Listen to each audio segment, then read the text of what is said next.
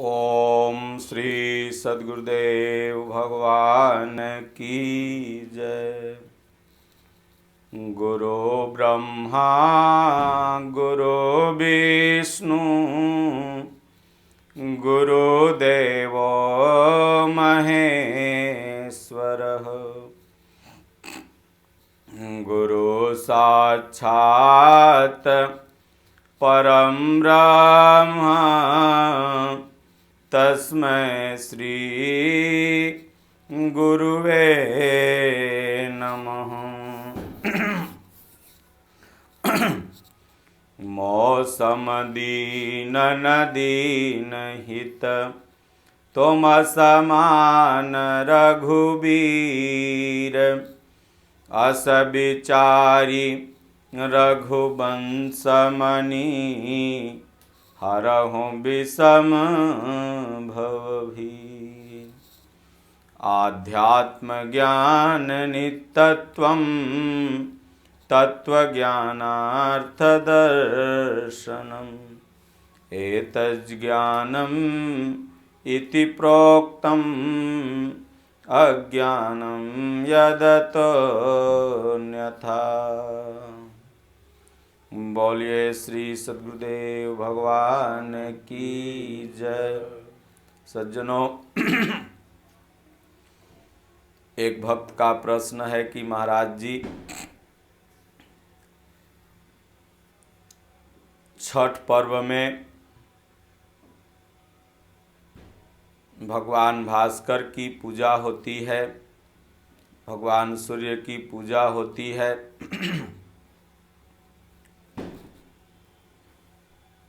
लेकिन इसका नाम छठ क्यों है?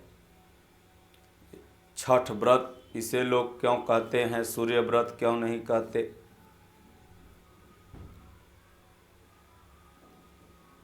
और बिहार में ही क्यों सर्वाधिक मनाया जाता है? आप देखते होंगे जहाँ पर भी बिहारवासी हैं, वहाँ पर चाहे वो कहीं भी हों, इस व्रत को बहुत ही श्रद्धा, पवित्रता और भावना से मनाते हैं। लेकिन नाम पर थोड़ा सा क्वेश्चन उठता है कि इसको सूर्य व्रत क्यों नहीं कहते? पूजा तो सूर्य भगवान की ही होती है। पंडालों में जितनी भी मूर्तियाँ बनती हैं वो भगवान सूर्य की ही बनती हैं। उगता हुआ सूरज भगवान भास्कर अपने रथ पर बैठे हुए हैं, ऐसा दृश्य मंचन किया जाता है।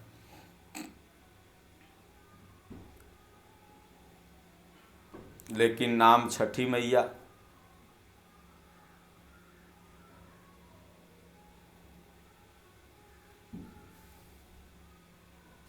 और बिहार में सर्वाधिक इसलिए मनाया जाता है, पहले हम इसी पर बता दें कि यहीं बिहार में पटना जिला से सटे हुए एक जिला मुंगेर है, वहीं पर कर्ण का लालन पोषण हुआ। कर्ण महाभारत का एक महान पात्र है और पांडवों का सबसे ज्येष्ठ भ्राता है और भगवान सूर्य का पुत्र भी है और भगवान सूर्य का सबसे बड़ा भक्त भी है।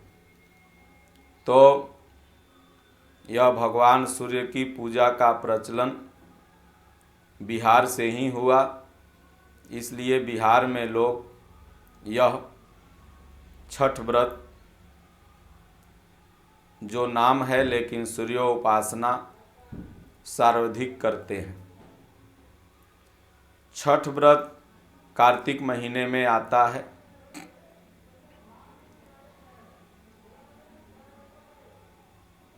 इसका वैज्ञानिक कारण अगर देखा जाए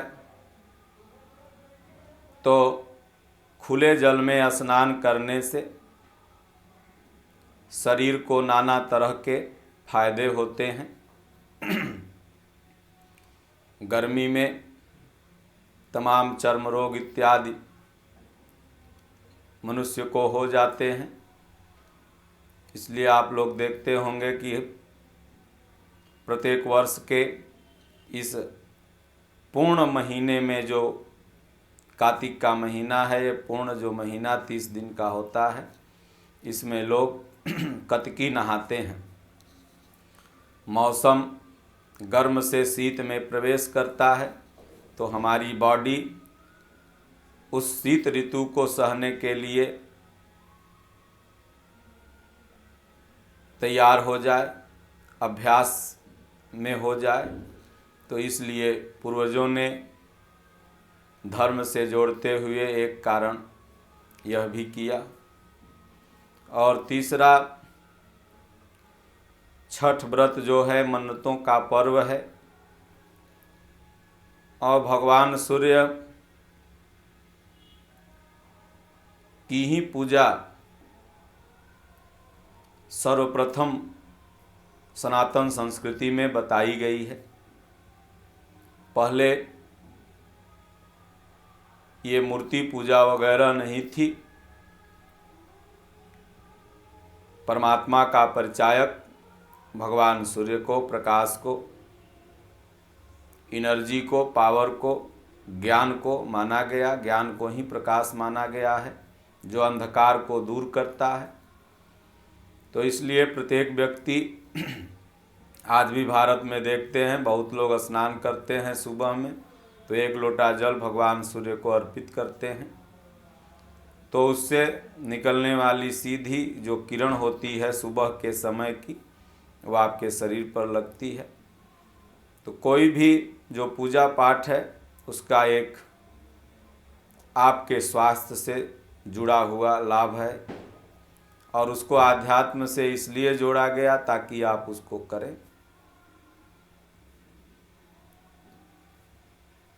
तो हिंदुओं ने कहा ईश्वर एक प्रकाश है।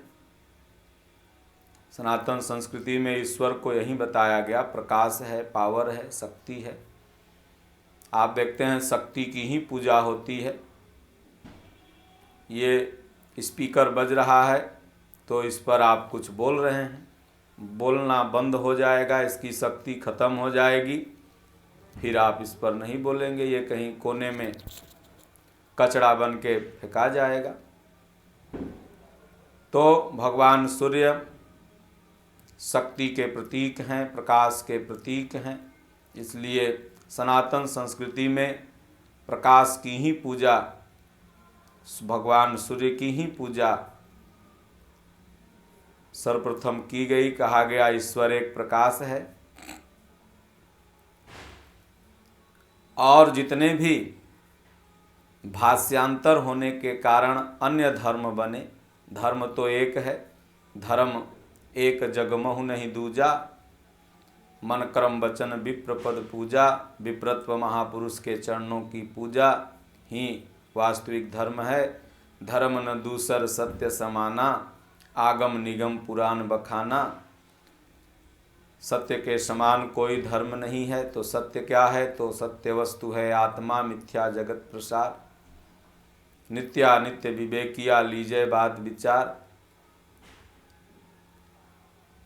सब पे रहते हुए, सब जीवों में रहते हुए सबसे परे है इसलिए परमात्मा, आप में है इसलिए आत्मा। आत्मा और परमात्मा ये दोनों पर्यायवाची शब्द हैं। तो सनातन संस्कृति में प्रकाश की पूजा की गई। तो मुसलमानों ने भी कोई अलग नहीं कहा, उन्होंने भी कहा नूरे खुदा। लेकिन मौलवी उधर लड़ाते हैं, इधर पंडित लोग लड़ाते हैं कि तुम अलग तुम अलग।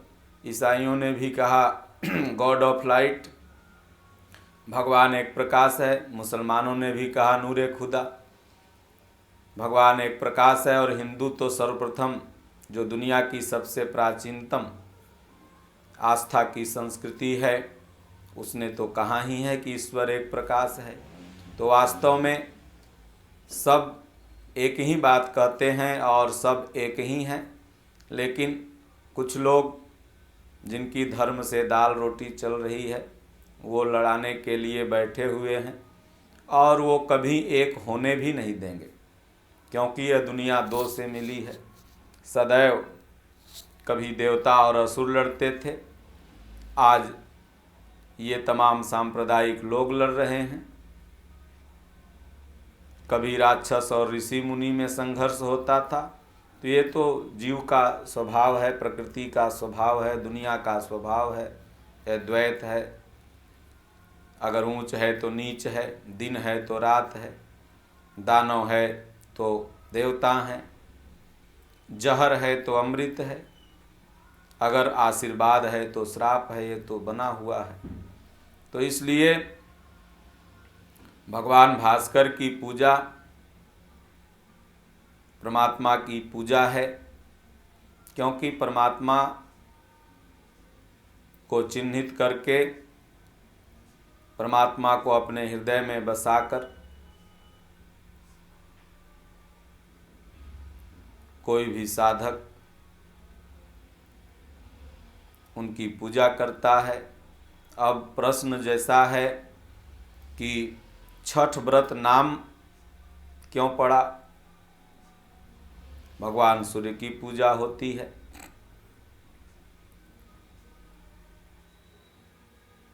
तो यह षष्ठी तिथि को पड़ता है। दीपावली के ठीक छठवें दिन बाद षष्ठी तिथि को भगवान सूर्य की उपासना कार्तिक मास में की जाती है। और भारत एक मातृ प्रधान देश है, और जो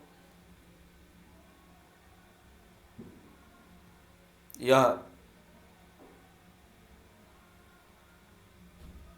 छठ शब्द है, यह भी कहीं न कहीं से स्त्रीलिंग है।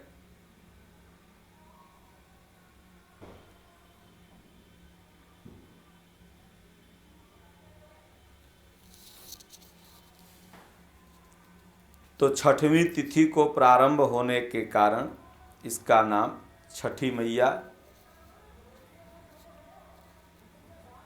अपभ्रंश होते होते पड़ गया।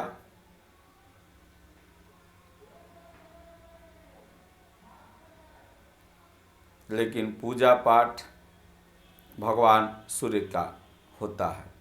तमाम किंवदंतियां हैं कि किसी को पुत्र नहीं हो रहा था, तो प्रियवंद राजा जंगल में चले गए, तो वहाँ पर देवसेना नाम की कन्या उत्पन्न हुई, तो उनके मरे हुए पुत्र को जिंदा कर दी, फिर उनका नाम छठी मैया पड़ा। तो तमाम यथार्थ के पीछे कुछ रोचकता, कुछ किंवदंतियाँ लोग गढ़ लेते हैं।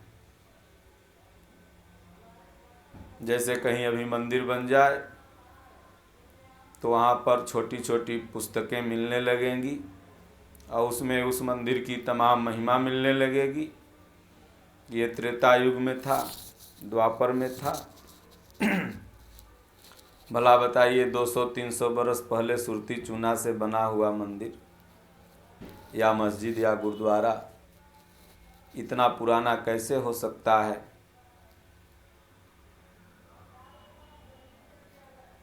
तो वहाँ पर कुछ लोग उसकी महिमा मंडित करते हैं, उसका प्रचार प्रसार करते हैं। लेकिन इस संसार में अगर कुछ भी सनातन है तो आत्मा। भगवान ने गीता में कहा, अर्जुन अच्छेद्यो अयम दाह्यो अक्लेद्यो असोस्य एव च नित्यः सर्वगतः स्थारुण अचलोयम सनातन। अर्जुन, आत्मा ही सनातन है और सनातन की पूजा करना ही वास्तविक धर्म है। और भगवान सूर्य प्रकाश के प्रतीक हैं, ज्ञान के प्रतीक हैं। ज्ञान रूपी प्रकाश जिसके हृदय में आ गया,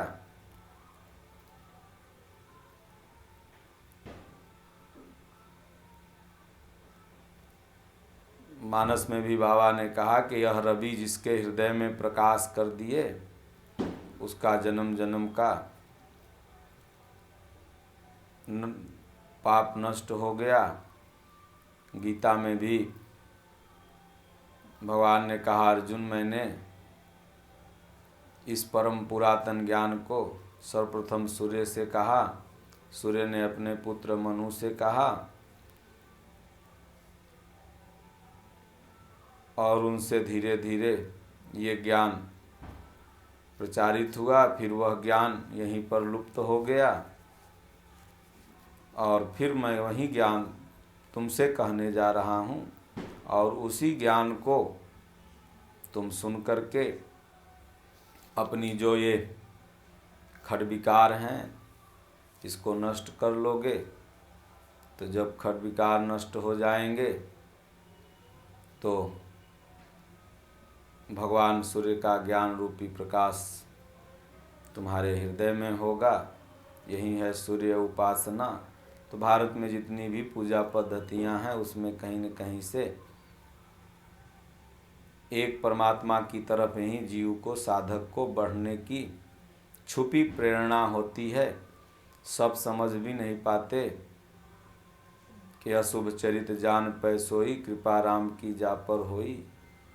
जिस पर परमात्मा की कृपा हो जाए, भगवान की कृपा हो जाए, वहीं यथार्थ रहस्य को जानते हैं और नहीं तो प्राथमिक कक्षा में इधर उधर भटकते रहते हैं। लेकिन भगवान ने कहा, अर्जुन बीज का नाश नहीं है, आस्था कभी वहाँ है, धीरे धीरे उसकी आस्था निरंतर बढ़ती जाएगी।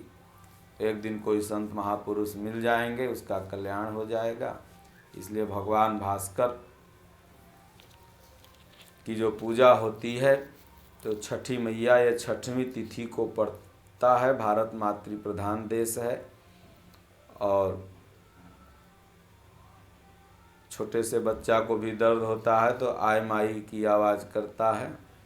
बूढ़ा भी गया तो भी कहीं चोट लगी तो हाय माई की आवाज़ करता है। मातृ प्रधान देश है, यहाँ माताओं की इज्जत है, इसलिए अधिकांश पर्व माताओं का ही विशेष है। और भगवान ने कहा प्रकृति ही माता है, बीज रूप में मैं पिता हूँ। तो नीचे छठी मैया की जो पूजा हो रही है प्रकृति की पूजा, ऊपर भगवान सूर्य परमात्मा रूप में हैं। तो उनकी पूजा करने से आपके अंदर भगत विमल बर होय, ये भक्ति विमल भक्ति मिलती है। बोलिए श्री सद्गुरुदेव भगवान की जय।